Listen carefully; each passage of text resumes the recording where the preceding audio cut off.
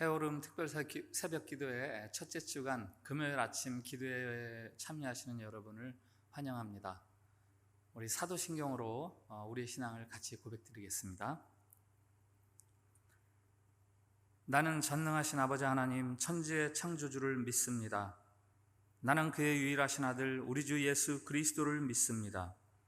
그는 성령으로 잉태되어 동정녀 마리아에게서 나시고 본디오 빌라도에게 고난을 받아 십자가에 못 박혀 죽으시고 장사된 지 사흘 만에 죽은 자 가운데서 다시 살아나셨으며 하늘에 오르시어 전능하신 아버지 하나님 우편에 앉아 계시다가 거기로부터 살아있는 자와 죽은 자를 심판하러 오십니다.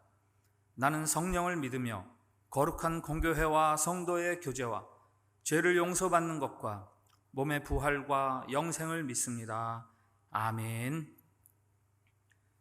찬송가 310장 하나님의 은혜로 이 쓸데없는 자 같이 찬양드리겠습니다.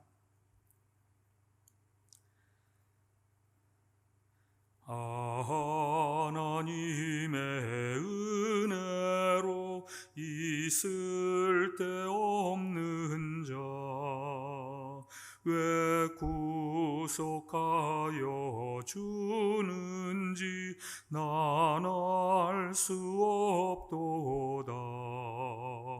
내가 믿고 또 의지함은 내 모든 형편 아시는 주님 늘 보호해 주실 것을 나는 확실히 아네.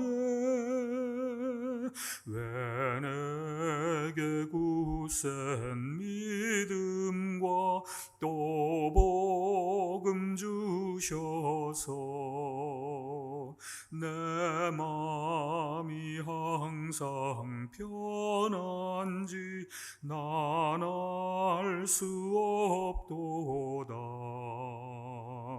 내가 믿고 또 의지함은 내 모든 형편 아시는 주님 늘 보호해 주실 것을 나는 확실히 아네.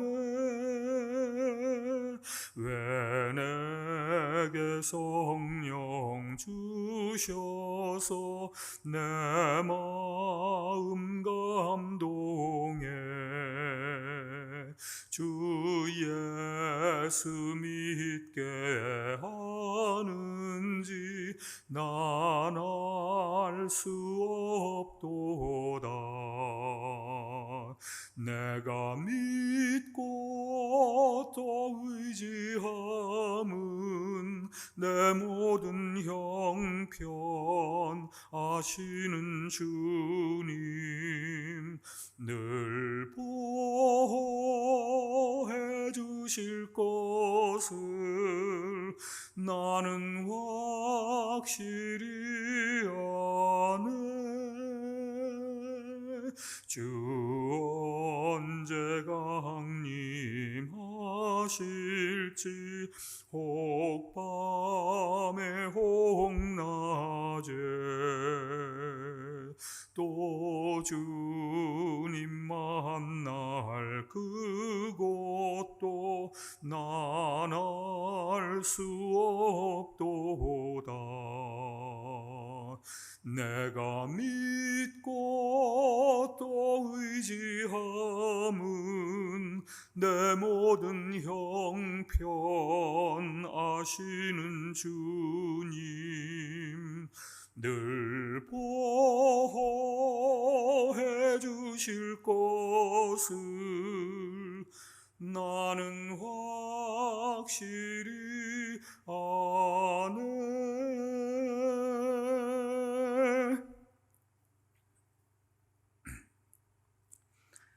오늘 우리 주시는 하나님의 말씀은 시편 8편 1절부터 9절까지 말씀입니다. 말씀을 봉독할 때에 살아계신 우리 하나님의 음성으로 들으시기 바랍니다. 여호와 우리 주여, 주의 이름이 온 땅에 어찌 그리 아름다운지요. 주의 영광이 하늘을 덮었나이다. 주의 대적으로 말미암아 어린아이들과 젖먹이들의 입으로 권능을 세우심이요 이는 원수들과 보복자들을 잠잠하게 하려 하심이니이다. 주의 손가락으로 만드신 주의 하늘과 주께서 베풀어 두신 달과 별들을 내가 보오니 사람이 무엇이기에 주께서 그를 생각하시며 인자가 무엇이기에 주께서 그를 돌보시나이까. 그를 하나님보다 조금 못하게 하시고 영화와 존귀로 관을 씌우셨나이다. 주의 손으로 만드신 것을 다스리게 하시고 만물을 그의 발 아래 두셨으니 곧 모든 소와 양과 들짐승이며 공중의 새와 바다의 물고기와 바닷길에 다니는 것이니이다. 여호와 우리 주여, 주의 이름이 온 땅에 어찌 그리 아름다운지요.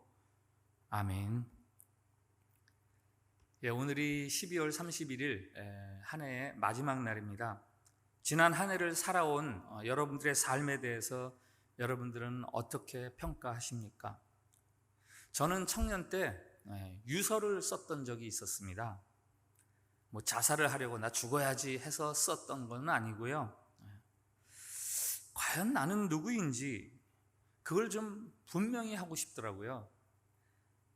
죽음을 눈앞에 가져오면 내 삶이 무엇인지 보다 분명하게 드러날 수 있을 것 같아서 유서를 써보았습니다. 한 해를 마무리하는 오늘 여러분이 생각하는 여러분은 누구입니까? 무엇을 근거로 내가 무엇인지 내가 누구인지 무엇을 근거로 말할 수 있으십니까? 오늘 시편 8편을 쓴 다윗, 그는 자신이 누구라고 말하는지 이 노래를 통해서 성경은 우리가 누구라고 말하는지를 가르쳐주고 있습니다. 우리말 성경에는 잘 눈에 띄지 않지만 이 시편 8편에 의문문이 2개 들어 있습니다. 4절에 사람이 무엇이기에, 인자가 무엇이기에, 영어로 하면 What is man? What is the son of man? 이 의문문이잖아요. 이 두 질문이 시편 8편의 주제죠. 사람이 무엇이냐라는 질문을 통해서 사실은 사람이 무엇인지 가르쳐주고 있습니다. 하나님께서 이 노래를 통해서 가르쳐주시는 사람은 과연 누구입니까? 무엇입니까? 우선 사람이란 매우 약하고 보잘것없는 존재입니다. 2절, 3절에 시인이 엄청나게 큰 2가지 시적 대상을 소개합니다.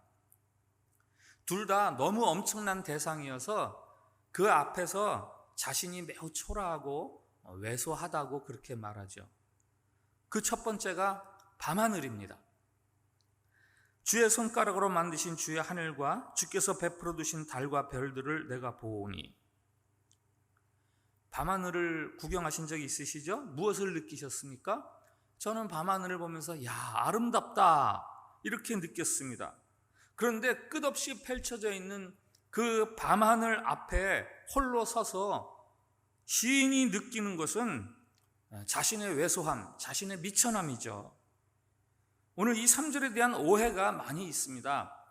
시인이 밤하늘을 보면서 야, 이렇게 아름다운 밤하늘을 지으신 여호와여 하고 하나님을 찬양하는 것으로 선뜻 그렇게 읽으면 안 되죠. 여호와 우리 주여, 주의 이름이 온 땅에 어찌 그리 아름다운지요. 이 1절과 마지막 절 9절, 이 시의 머리와 꼬리에서 이 시를 지탱하는 큰 틀을 이루는 주제어이기는 한데 그것은 시적 묵상을 통해서 얻어낸 결론이죠.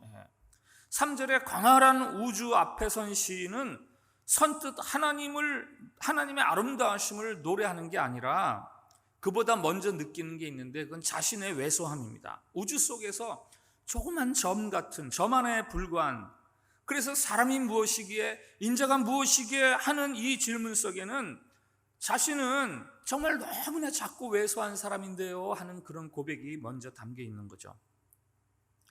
그리고 자신을 초라하게 느끼게 하는 또 한 가지는 2절의 원수와 보복자들입니다.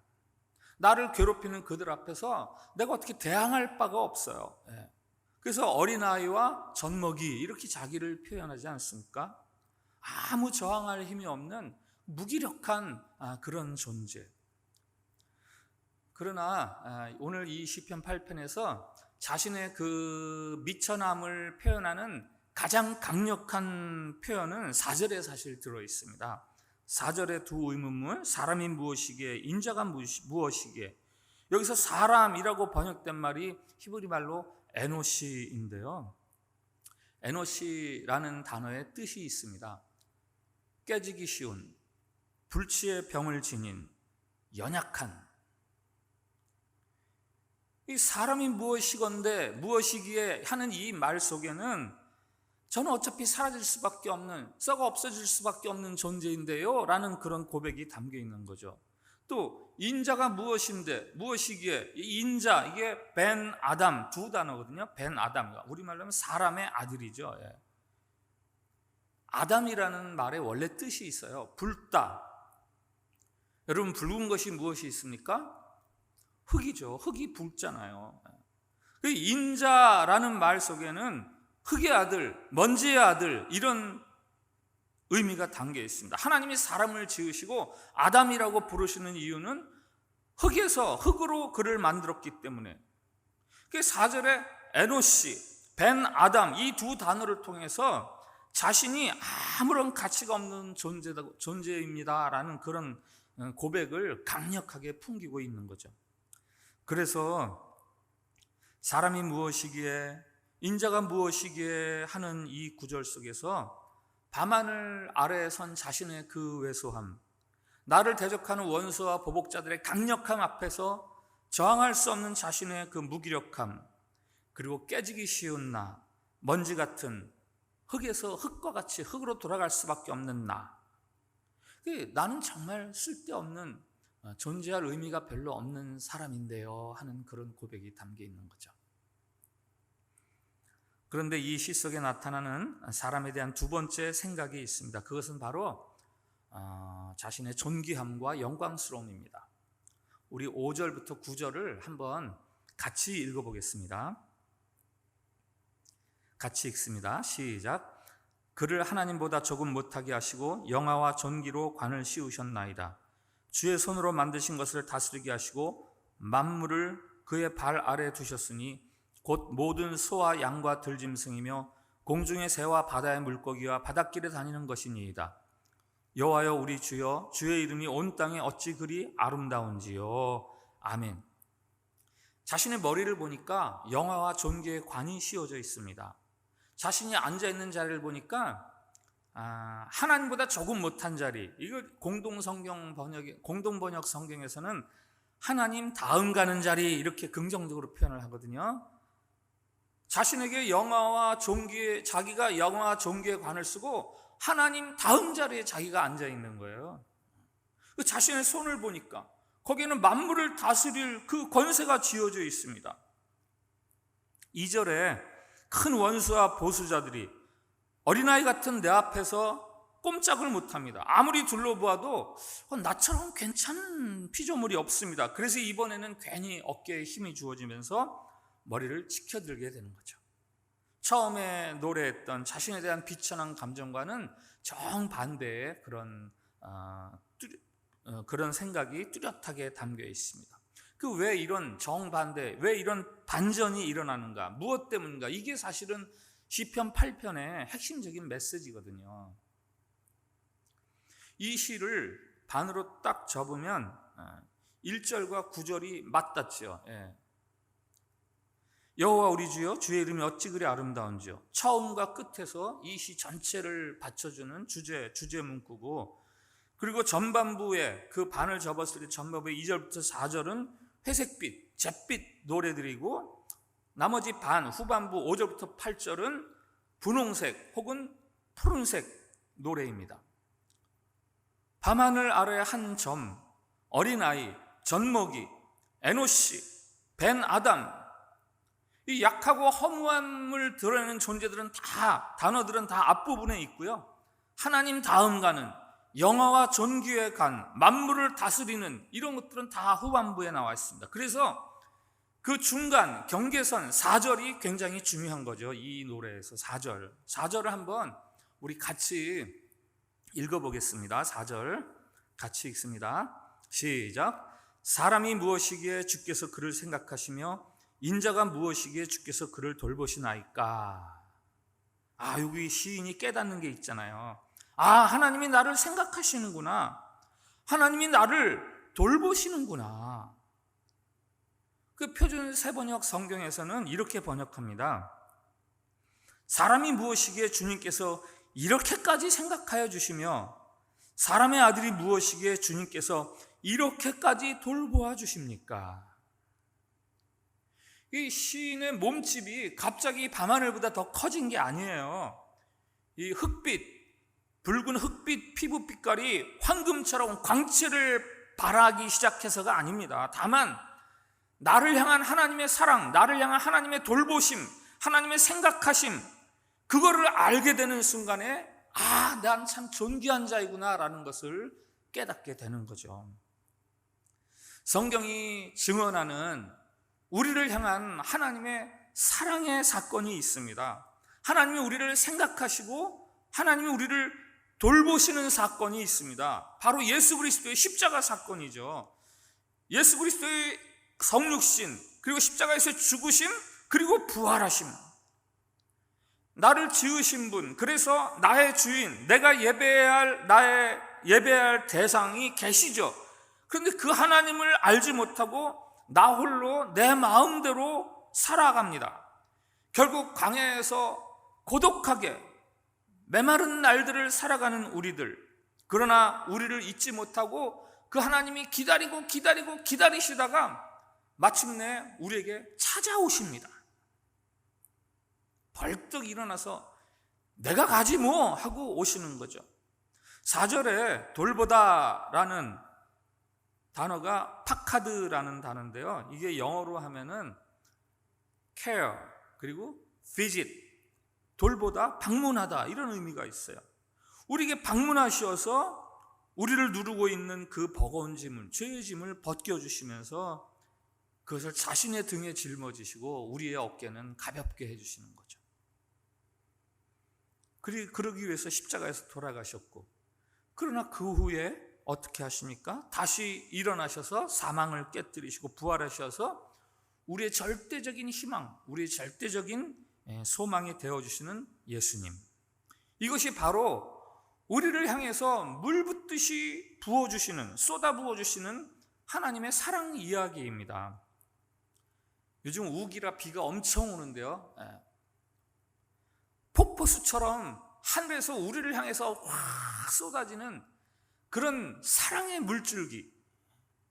시인이 깨닫는 것은, 시인이 내가 존귀하지, 내가 영광스럽지 하고 깨닫는 것은 바로 이 사랑, 이 하나님의 사랑을 깨달으면서 그렇게 깨닫게 되는 거죠.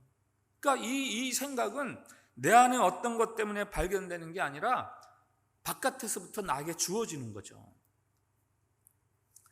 저와 여러분이 존귀하게 된 까닭이 있습니다. 바로 하나님의 사랑 때문이에요. 값없이 주시는 은혜.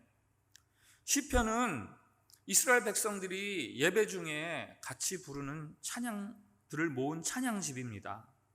예배 중에 이 시편 8편을 노래하는 그 이스라엘의 예배 현장을 한번 상상해 보세요. 여호와 우리 주여, 주의 이름이 온 땅에 어찌 그리 아름다운지요. 여호와 우리 주여, 주의 이름이 온 땅에 어찌 그리 아름다운지요. 이렇게 후렴구로 이어지는 이 노래를 부르는 그 사람들의 삶의 자리요, 참으로 다양합니다. 우리랑 똑같아요. 어떤 사람은 바라던 바 이상으로 이루기도 했지만 어떤 사람은 참담한 실패를 경험하고 나와 있습니다. 어떤 사람은 노력 이상으로 삶이 잘 풀리는데 어떤 사람은 노력 이하로 삶이 참담하고, 어떤 사람은 몸이 건강하고 왕성한데 어떤 사람은 몸이 아프기도 하고, 그래도 그들은 함께 모여서 같은 목소리로 하나님을 찬양합니다. 여호와여, 여호와여, 주의 이름이 어찌 그리 아름다운지요. 그것은 뭐예요? 자신을 향한 하나님의 사랑을 찬양하는 거죠. 사도 바울이 이렇게 말하지 않습니까? 로마서 8장, 그런즉 하나님이 우리를 위하시면 누가 우리를 대적하리요? 누가 능히 하나님의 택하신 자들을 송사하리요? 누가 우리를 그리스도의 사랑에서 끊으리요? 내가 확신하노니 우리를 우리 주 그리스도 예수 안에 있는 하나님의 사랑에서 끊을 수 없으리라.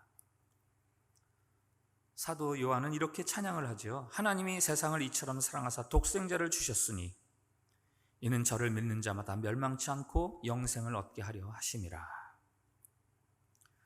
온 천하를 주고도 여러분을 바꾸지 않으실 하나님의 사랑이 예수 그리스도 그 은혜를 통해서, 그 이름을 통해서 우리의 삶 속에, 우리의 머리 위에 쏟아지고 있습니다.